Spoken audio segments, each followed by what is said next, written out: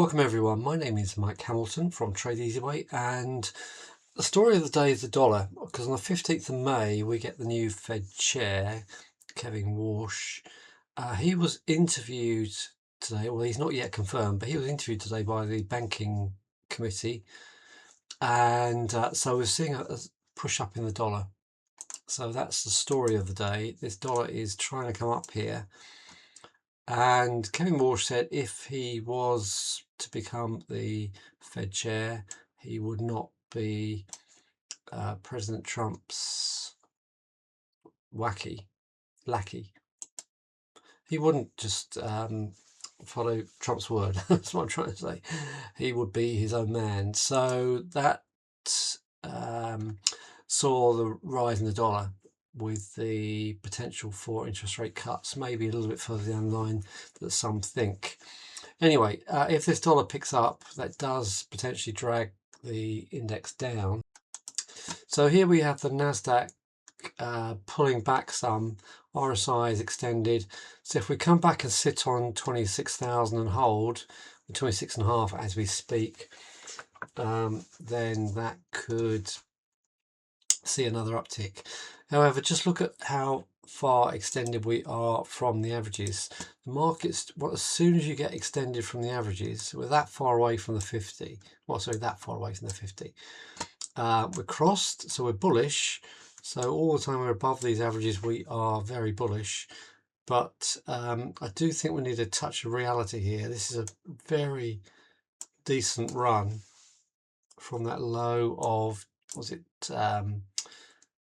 22.5, 22.8 up to close to 27. So we are due, so we had a nice three-wave push higher. We are due a dip, and I would suggest we could come down as far as 25k. However, like I said, if we come down the whole 26, then expect this to push higher. As we head towards the earnings season, then this is where we could at least pull back, finish up somewhat higher in May, and then drift lower. So that's my scenario. My main scenario is, let's just clarify because I've messed this up. My main scenario is we'll dip underneath here, pull up into May, and then potentially drift back into the summer. Okay, so let's look at the FTSE. So FTSE took a hit today. It is potentially reconnecting with that 10,400. So we got underneath got the wrong side of that trend line, lower high, and here we have a significant drop here. So that would, to me, suggest we could be, who knows, even coming down as far as 10,000. If we come down to 10.3 and hold, let's just mark that up. So retest this breakup area of the 7th. Then I can see that pushing back into these highs. All right, stocks. Yeah, just look at this IQE. I got in around about 10 or 11p down here. It pushed up to 18, dropped, no, maybe it's here, maybe I got in around here, May last year. Got in around about the 9.5, 10p, and it dropped hard to 4.5, got stopped out on the way down, and then we saw this, it did nothing from sort of late November right into January, and then we pinged up, and now we've recently touched 72. So I'm not suggesting you get in this, I'm just a story that it's well worth sort of keeping tabs with something like this. Because if they do move, wow, do they reward you. So these penny stocks, which this was back down here for the back end of last year, these penny stocks, if you get stopped out, or if you stay in and just ride it out. They are worth a relook, because back here in January 7, we saw the volume pick up. It started making some decent moves above, peaked, went up there at 11, back to 7, 7.5, and here we are, having recently touched 72. So what a return if you sit in that. A, if you stay in it, and B, if you sit in it. All right, so just be careful. This is the volatility index.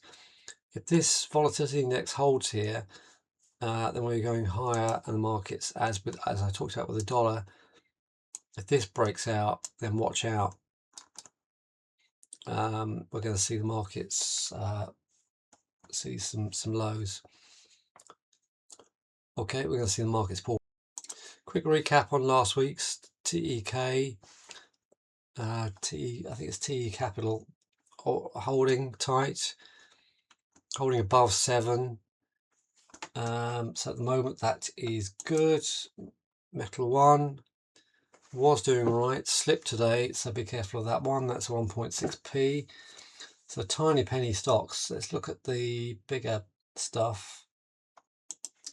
Capita, lovely move here. There's a reversal signal on the 25th of March. So from a low of 230, we've recently seen £3. We're struggling under this moving average. So I'm not in it. I took it off at that push into 270. But if this holds and closes above £3, then expect higher numbers. I personally think that will retest 270, but let's see what happens. Lloyds Bank. So with that drop in the FTSE, obviously you're going to see steady important stocks like, let's redraw this, like Lloyds pull back. So I think that could easily pull back to 93. I would love to see that at 93 again. It's not a million miles away, not that far away at all. So if we come down to 93 and hold, I'm into Lloyds. Otherwise, I am steering clear. Been talking about Shaw off and on. So sweet buy signal of £3 on volume. You can't see the volume, can you? Not very well anyway. Let me correct that. So decent move up here, holding above 375. So next stop is potentially £4. And if this can really get going and the volume picks up, we could get back to that £5 mark. So at the moment, Shaw is a good buy. A buy and hold to see if we can get back to £5. But I would jump ship if we close under 350. This has been a sweet one. Softcat. So not long ago we were here at 1080, just touched 1363. Sweet buy signal off this 1150. Any pullbacks down there at 1280 I think are buyable. So we've had a 1, 2, 3, 4, 5 wave move, get a 3 wave correction into 1275. I will be a buyer to see if that could then end up close to 15, 16 on that one. Not sure what's happened to Netflix. That was really good up there to 11, and that's a significant, must be results. So it looks like we're going to see 90 again. I'll be a buyer of 90 on Netflix. Great stock, good cash flow, good market position. So let's see if we can come down to 90. So just back to UK stocks. Avon is pulling back, struggling. I've got a lower high and lower lows here, so be careful of this one. Now, This is something I'm really focused on at the moment. This is Diageo DGE.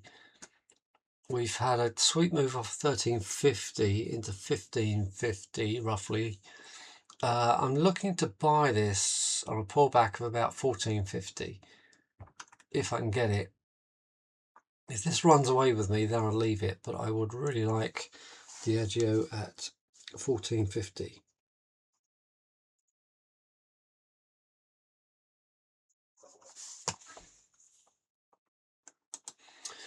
Watching this camel, CAML, and because if this holds 150, let's sort the notes out.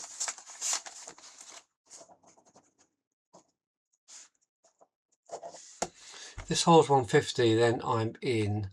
I'm liking this big bar on the 23rd of March, which we are holding that zone. So if we come into here, hold 150, start closing above 150 on volume, I'm into that to see if we can get back to 240, that drop zone. If we close underneath 145, then I would keep it on my watch list but stay away. When the chips are on fire, look at Marvel sitting right up there. AMD shooting up. Even Amazon has gone above that drop zone. So pick the right stock, pick a strong stock and pick it up on a bad hair day, a weakness, and you can really skyrocket. So I'm going to leave it there. This BMNR Bitstream Immersion BMNR US stock. It's holding the 50-day average. Had a pop up there at 24 last Friday. I think we've got results this week. Look to see if this can get to 25 plus. Any push into 20, I think, is a buy. All right, hope that helps.